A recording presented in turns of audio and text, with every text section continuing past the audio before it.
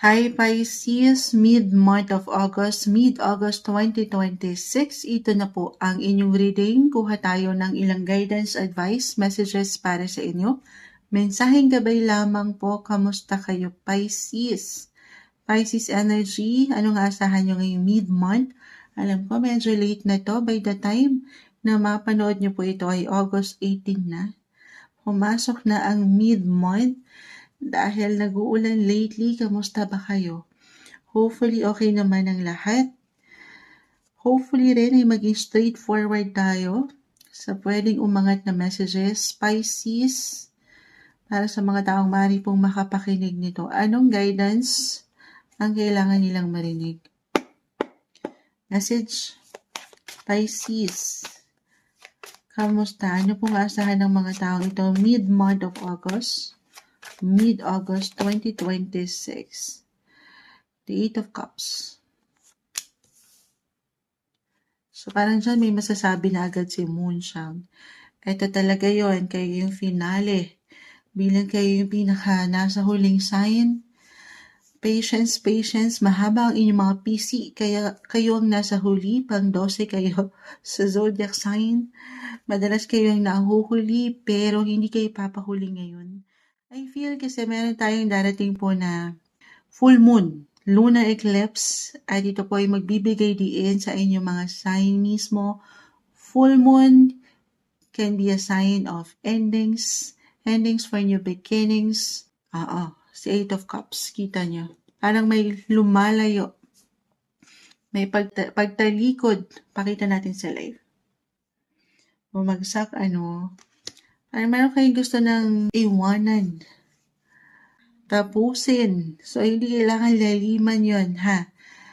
Sabi ko, ramdam ko naman sa barahan nyo dyan pa lang na kung ano man yung mapapaangat na paglisan, ito ay may kaakibat po na tatag. Although as an emotional sign, syempre pa, minsan mahirap ito panghawakan. Pero maybe this is a sign for some of you. Depende ito ha. Pisces. So, reversal din po ang mga kaganapan. Especially, isa rin sa pwedeng magbigay diin talaga ngayon ay ang inyong mga romance sector, relationship, partnership. Kung kayo ay nasa isang relasyon, lalo pa kung medyo nagiging komplikado ito ngayon, dito pa lang, do some reflection Pisces, lalo pa if this is something major, big decision sa inyo ha. Again, full moon can be a sign of endings for new beginnings. So, depende ito. Pero for some, maring once and for all, Pisces, maring kailangan nyo ng mag-move on. Alam ko, diretso yun. Moving forward na yung energy nito. Dito pa lang. Eto na. Tinapos na tayo dito. Hindi nyo kailangan mag-add pa tayo. Hingi tayo ng ilang clarifications. So, kasi nasa inyong signs ang darating na full moon, guys. Kayo yung pinakamaaring maapektuhan. Okay? Kahit napakalawak po ng usapin na yan. Yung kayo mismo, your identity, physical, mental, emotional, something must end. Okay? Ano yung i-end natin? Of course, yung ilang hindi na okay. Or alam nyo, hindi na nagsaserve ng purpose. Hindi nakaka-happy, nakaka-healthy, or wealthy. Okay, ito na, mag-add pa tayo. Dami sinasabi ni Moonchild. Five of Cups. Bakit ganito? Pisces, kamusta kayo? Kamusta mga Pisces? Hindi kailangan laliman. Or kung kayo po ay nasa proseso pa rin ng healing, art of letting go, maaring higit yung maramdaman ito mid-August. Okay? Especially end of this month, ang darating po na eclipse na ito. Higit kayo magiging emotional, conservative, sensitive. 5. Connected po talaga yan sa romance. Maaring may mga changes sa part na yan. Makakaramdam kayo ng transitions, transformation, na wala tayong option, kundi ang sabayan din ito. Okay? Ang kaakibat lamang po ay pagkalungkot, pagkalumbay na napaka-normal. Sabi ko nga, as an emotional sign, mahirap man lalo kung mag-resonate po yung unang messages ko na i-release na itong sitwasyon, posisyon, relasyon. So, general reading tayo, depende pa rin ha. Pakita natin sa live. Oo, sandali. Nag-add tayo, guys. Maybe kailangan ko mabanggit ito kasi energy. Kailangan ng energy, and si energy, planet energy, planet of energy ay nasa inyong mga 5th house.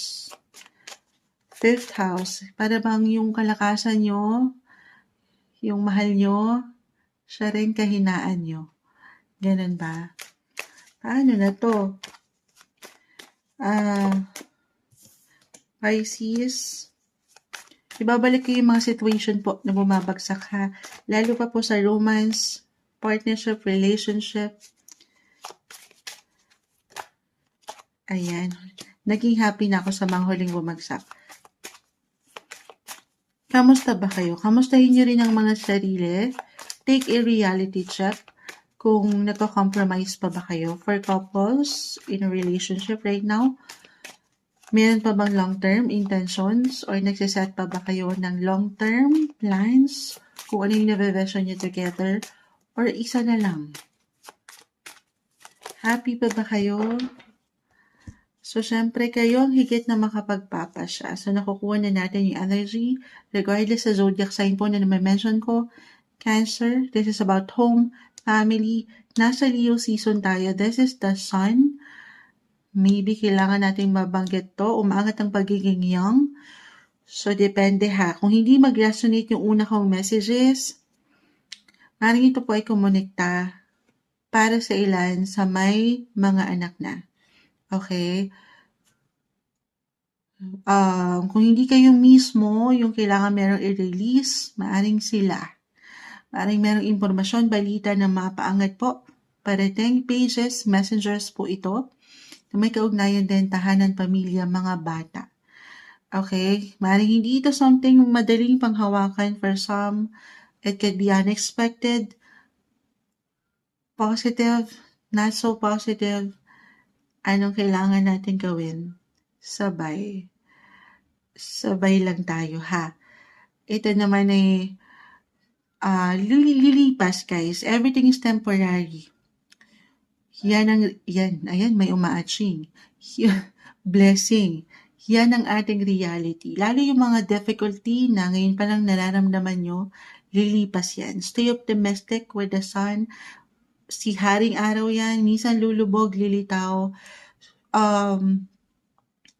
Itong eclipse na to, guys, sabi ko nga, physical, mental, emotional, marahil kaya umangat to. Medyo magiging, medyo low-key yung energy. Baka bumabang yung mga enerhiya nyo. So, take care of your health. Self-care first. Una't huli, huwag pabayaan ng sarili. Pahinga. Around, guys, 27-28 yung eclipse natin. So, kung kailangan nyo munang manatili sa inyong mga tahanan, gawin yun. Pahinga pag may time. Huwag kakalimutan ang sarili. Lalo't nakikita ka rito, meron talaga kayong kailangan pong i-release, i-let go. Kahit sa simpleng lang sitwasyon, guys, ha, tayo po ay general message. Yun? Sabi ko nga, physical, mental, emotional, financial, yung ilang unhealthy habits nyo, or lalo pa kung hindi isang medical advisor po si Moonchild, kasi right now, nasa Leo season tayo, the sun is here, the sun is in Leo right now, guys. Leo season tayo, nag-highlight po ang inyong mga 6th house of health. Parang ang daming ganap, patuloy na umangat yung inyong mga compassionate heart, lalo sa mga mahal nyo, mahalaga sa inyo, sa inyong mga anak, sa inyong mga responsibility. 6th house po, again, connected sa inyong mga kalusugan. So, una't huli, huwag pababayaan ang sarili kasi yung epekto ng eclipse, nasa inyong sign, kayo yung pinaka pwedeng maapektuhan, physical, mental, emotional, maaring draining lang po yung inyong pakiramdam. So, pahintulutan ang magpahinga. Okay, pahinga ang pinakamahalaga para patuloy nyo magampanan yung ilang obligasyon or pwedeng balita, impormasyon na pwedeng umangat ngayong mid-month. Maaaring hindi siya madaling panghawakan, medyo nakakalumbay pa nga kung minsan, Pero ito po ay lilipas, kayo pa ba? Kayo po ay mga madidiskarte, malilikhain, walang imposible, lalagpasan nyo lang to ha.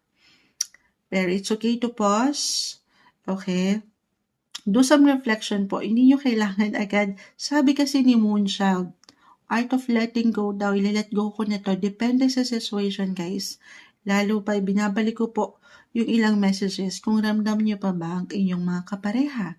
Or isa na lang po sa inyo ang higit na nagpapaangat ng enerhiya, lalo pa kung may involved dito na bata. Meron akong naiisip na naman si Moonchild na ilang clients natin na parang isa lang ang higit na umaangat. Yung sense of responsibility, lahat ako ni Pisces.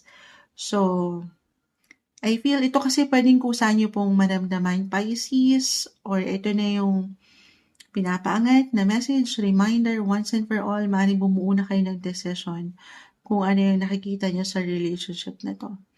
Or na-vision nyo pa ba ang bawat isa na magkasama 6 months, a year from now, in the long run. Okay, si Seven of Pentacles po naka-reverse, parang nangyayari kasi short term. Parang, oo. Lalo pa rin kung kayo may mga dinidate din ngayon ha, kahit simpleng kinikilala kasi nagbibigay din Mars energy nasa inyong mga 5th house of romance. On fire ang love life, pero maaring, lalo kung nasimulan nyo to nitong mga nakalipas na linggo, dumaan ng retrograde in your 5th house din. For some, marahil kailangan kong mabanggit yon na naging madali yung pagsagot nyo sa inyong manliligaw or kinikilala. Hindi nyo masyadong kinilala. Maaaring merong ma-reveal po na impormasyon, balita na, ay teka, ganito pala siya. Or ganito pala yung sitwasyon, relasyon na to. So, goodbye na. May ganun. Oo, alam ko, diretso. Hindi po para sa lahat yun, ha? Just only take what resonate. Ano man ang mangyari, angatin yung pagiging young, childlike, happy, madaling sabihin ito, pero ito yung umangat para sa inyo. Iwas muna tayo ha. Kita mo, unang bagsak pa lang, pagtalikod ito, okay, let go. Let go of situation, relationship that no longer serves a purpose sa inyong buhay. Kasi deserve nyo na kayo ay napapahalagahan. Deserve nyo maging masaya. Kung anong kaya nyo ibigay na enerhiya sa iba, dapat natatanggap nyo rin yan. Okay, isa yung paalala para sa ilan na marahil kailangan nyong marinig mid-August 2026. Mensaheng gabay lamang po para sa inyo, Pisces.